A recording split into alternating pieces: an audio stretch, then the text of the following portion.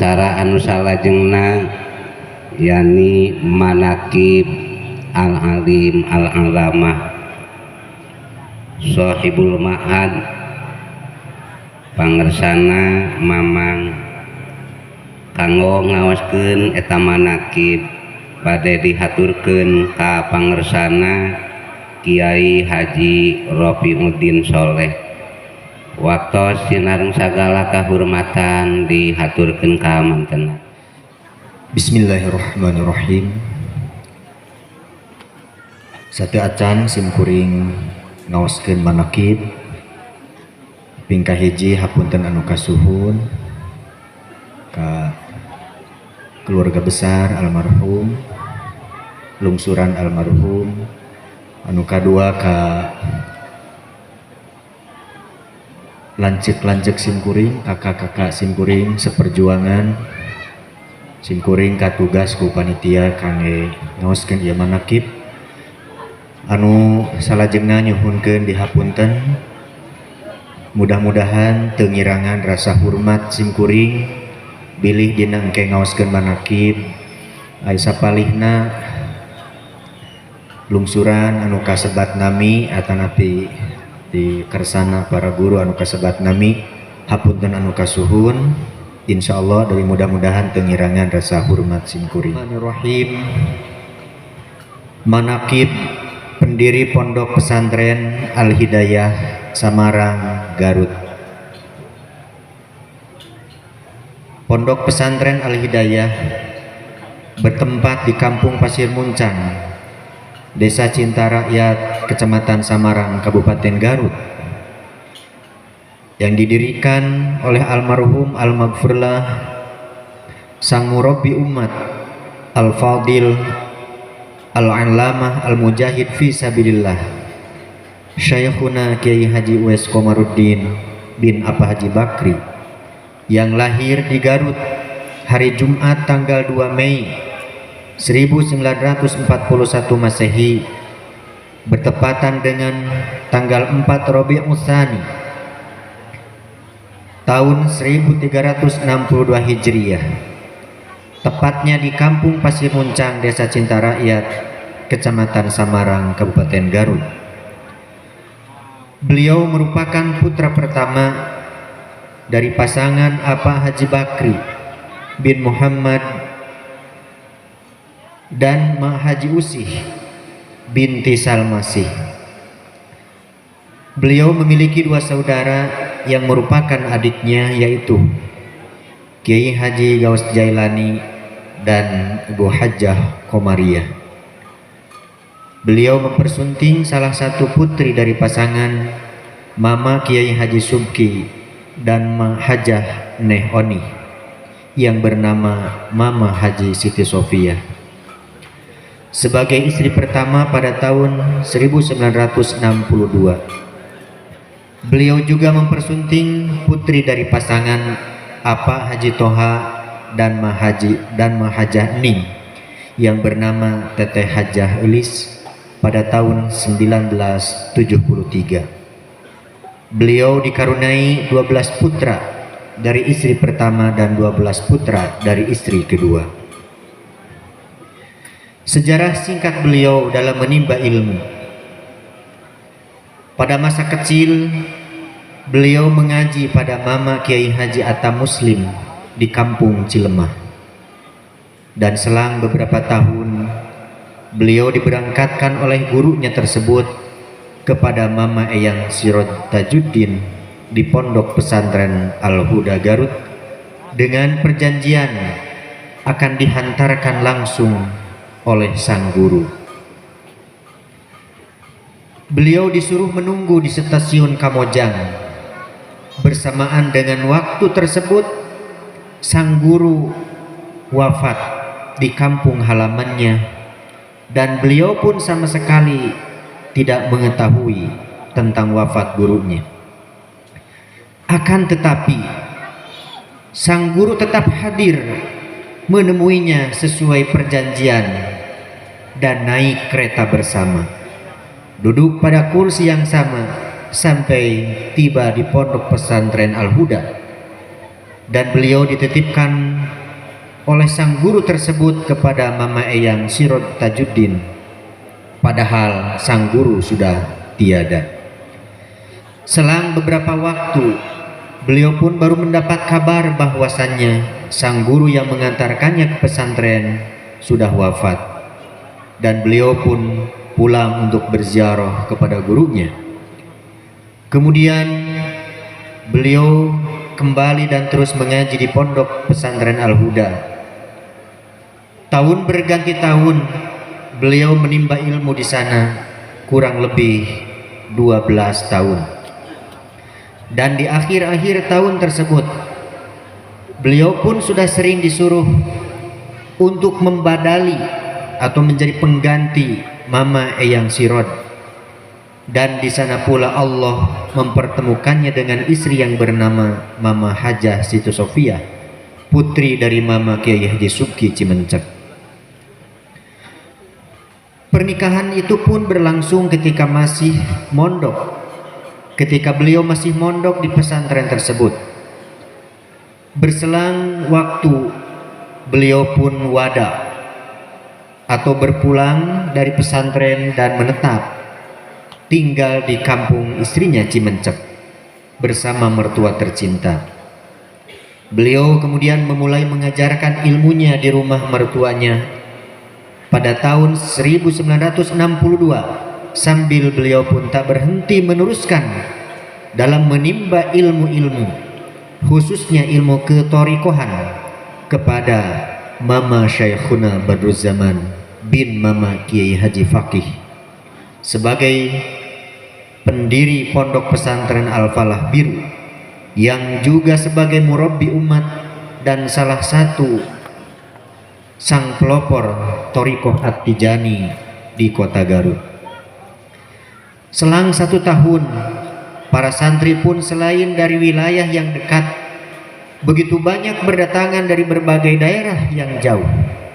Hingga pada suatu saat, beliau pun mendirikan pondok pesantren secara utuh dengan nama Pondok Pesantren Al-Hidayah pada tahun 1963. Itu pun atas dasar kedatangan surat dari Mama Syekhuna Badruzzaman kepada mertuanya Mama Kiai Haji Subki, yang berisi bahwasannya harus dibuatkan pesantren untuk menantunya itu. Berjalan tahun tersebut, sambil mengembangkan pesantrennya, beliau pun masih mengalir giroh dalam dirinya untuk terus menimba ilmu, sehingga beliau pernah mengaji lagi dalam waktu yang singkat ke Mama Awi Hideng Cikajang, pemilik pondok pesantren Miftahul Falah. Kemudian ke Mama Cianjur, ke Mama Kiai Haji Busrol Karim bin Mama Kiai Haji Ahmad Nawawi Keresek, hingga ke Tebu Ireng Jombang Jawa Timur pada Kiai Haji Abdul Khalik Hashim bin Kiai Haji Ahmad Bayodawi. Bersamaan dengan waktu itu pula, beliau pernah ditugasi untuk mengikuti pagar betis Darul Islam atas tugas mulia dari Mama Syekhuna Badruzzaman. Di sana beliau ditunjuk sebagai salah satu hakim atau majlis fatwa olehnya. Selang 1 tahun dari sana, yaitu tahun 1964, beliau pun diminta untuk berpindah dalam mengembangkan pesantren ke kampung halamannya oleh ayahandanya, yaitu Apa Haji Bakri bin Muhammad, yaitu kampung Pasir. Mertuanya dan hasil istikharah salah satu murid sekaligus sahabat kesayangannya, yaitu bernama Kiai Abbas. Bahwasanya Kiai Abbas melihat cahaya dari atas, yang dalam cahaya tersebut terdapat seseorang yang menunggangi kuda bermahkotakan kerajaan, kemudian turun dan hinggap di kebun bambu yang hari ini merupakan tempat yang dijadikan pesantren Al-Hidayah Pasir Muncang. Bahkan selang beberapa tahun setelah wafatnya Mama Syekhuna Badruzzaman, menurut salah seorang murid kesayangannya, yang bernama Kiai Haji Khobir Syamsuddin, bahwasanya beliau pernah diberitahu tentang hasil istikharah guru beliau berkaitan dengan pondok pesantren dan pengembangan agama. Guru beliau bermimpi berada di sebuah sumberan mata air yang dialirkan dengan bambu oleh Mama Syekhuna Badruzzaman sehingga dapat mengalir dengan deras. Kemudian beliau menyambungnya dengan bambu yang lain untuk dapat mengalir lebih jauh. Dalam mengelola pondok pesantren yang semakin masyhur itu, beliau sering sekali berkata kepada keluarganya bahwasannya pesantren jangan pernah dibawa-bawa ke partai politik. Pesantren tidak boleh diiklan-iklankan. Santri tidak usah banyak-banyak karena sedikit pun tanggung jawabnya dunia akhirat. Sepanjang beliau mengembangkan ilmu dan berdakwah, beliau pun terkenal dengan kiai yang karismatik di semua kalangan, baik di kalangan ulama-ulama Nahdliyin, ulama-ulama Persatuan, Muhammadiyah, dan yang lainnya, terlebih di syarikat Islam, karena beliau dipercaya menjadi Majelis Syar'i wal Ibadah atau Masywi yang bermula dari tingkat ranting, kecamatan, hingga tingkat pusat atau nasional. Beliau juga bertahun-tahun dipercaya sebagai Ketua Majelis Ulama Indonesia tingkat kecamatan.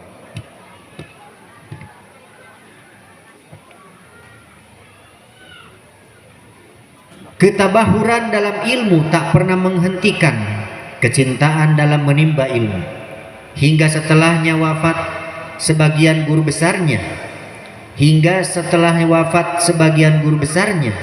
yaitu Mama Syekhuna Badruzzaman. Kemudian diangkatnya menjadi sebagai sebagian masyayikh dalam thariqah At-Tijani oleh para kiai besar dalam thariqah. Beliau pun masih sempat berkata kepada salah satu murid tercintanya, seusai beliau bersama-sama dengan para kiai besar thariqah di Garut bersilaturahim kepada Al-Habib Mahmud bin Yusuf di daerah Ampel, Surabaya. Lihat perkataan beliau, kelihatannya oleh kamu bahwa Al-Habib parasnya hitam, akan tetapi aku melihat dari sorot matanya bahwa Al-Habib seolah memancarkan cahaya dari wajahnya atas keistimewaan ilmunya. Aku ingin sekali mengaji atau menimba ilmu padanya. Begitu ungkap beliau. Beliau juga merupakan sosok yang sederhana atau zuhud dalam hidup, hingga tak pernah mau menerima berbagai macam fasilitas yang mungkin bisa membuat beliau lebih dalam kecukupan hidup. Bahkan beliau pun pernah ditawari perlengkapan oleh beberapa instansi, organisasi, bahkan partai politik, termasuk oleh pemerintah. Pada saat itu beliau tak pernah mau menerimanya, walaupun beliau harus berkali-kali dipanggil atau diundang oleh pihak-pihak terkait dari pemerintahan. Selain itu, beliau pun adalah seorang mujahid fillah yang luar biasa, baik dalam membina para santrinya ataupun masyarakat di pelosok hingga ke kota, untuk membina umat dengan tanpa meninggalkan mengajari para santrinya. Hingga dikabarkan setiap beliau diundang keluar untuk mengaji atau untuk berdakwah, beliau senantiasa berusaha untuk mengisi terlebih dahulu taklim kepada para santrinya, hingga sering terdapat orang yang mengundang atau menyebut menunggu atau bahkan disuruh datang ke majelis taklim untuk terlebih dahulu ikut mengaji, baru kemudian berangkat. Dan setelah usai mengaji di luar atau untuk berdakwah di luar, beliau segera bergegas pulang ke pesantren tanpa mengenal apakah itu jauh jaraknya ataupun sudah larut malam, agar tidak dapat meninggalkan jadwal taklim bersama santrinya. sampai ketika terasa sakit-sakitan pada saat menjelang wafat. Beliau pun masih rindu santrinya dan masih berusaha mengajar santrinya walaupun harus sambil berbaring.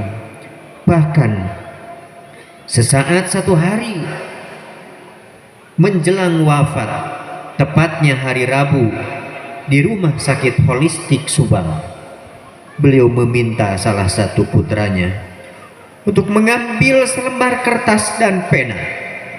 Beliau ingin menulis kajian tafsir Jalalain yang biasa diberikan kepada jamaah pengajian umum atau rebohan di pesantren, dan beliau pun menulis dengan hafadznya sehingga selesai satu lembar dan beliau berkata, "Ieu tafsir teh kumaha yang kabawa maut."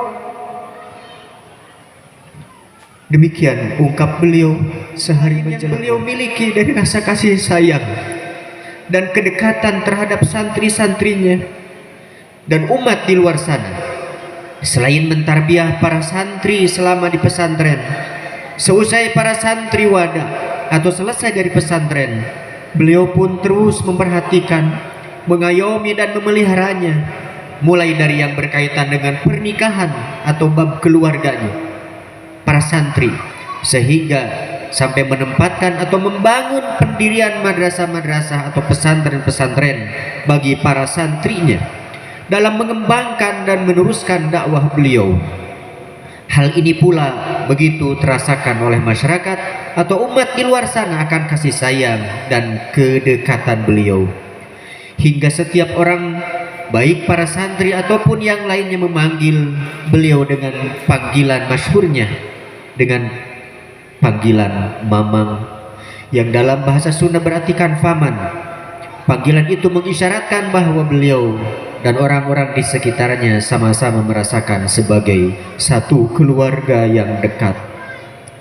Perjuangan beliau sebagai murabbi atau umat begitu luar biasa, hingga dari pesantren yang beliau dirikan lahirlah pesantren-pesantren, dan dari sebab beliau lahir pula ulama-ulama atau kiai-kiai lain yang meneruskan estafeta perjuangan dakwah Islamiyah beliau, hingga akhirnya beliau wafat pada hari Kamis 5 Agustus tahun 2004, tepat 20 tahun hari ini, bertepatan dengan 18 Jumadis Tsani 1425 Hijriah.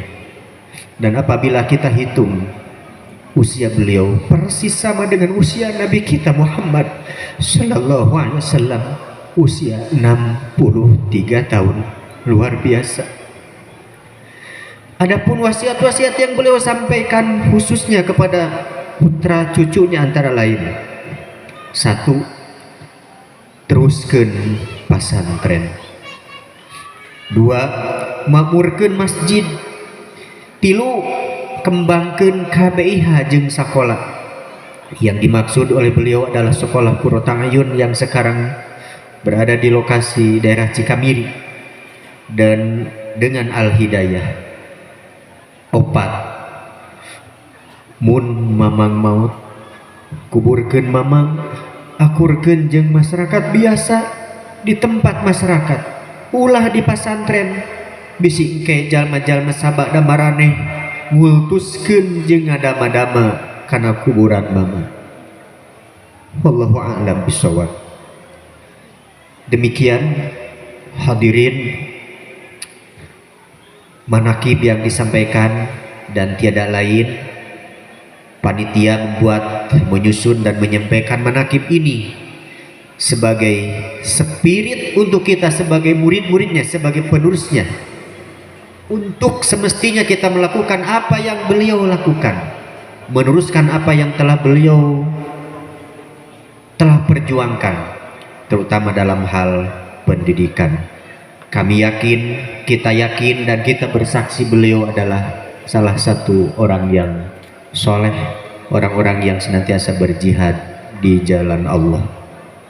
Hadirin rahimakumullah, sebelum menutup, kami mohon dengan sangat salah seorang sahabat terdekat beliau, pimpinan Pondok Pesantren Al-Istiqomah, untuk memberikan sebuah testimoni terkait dengan perjuangan almarhum. Untuk itu, sekali lagi kami mohon kepada Kersana Al-Mukarram, pimpinan Pondok Pesantren Al-Istiqomah, untuk menyampaikan testimoninya. Kami mohon.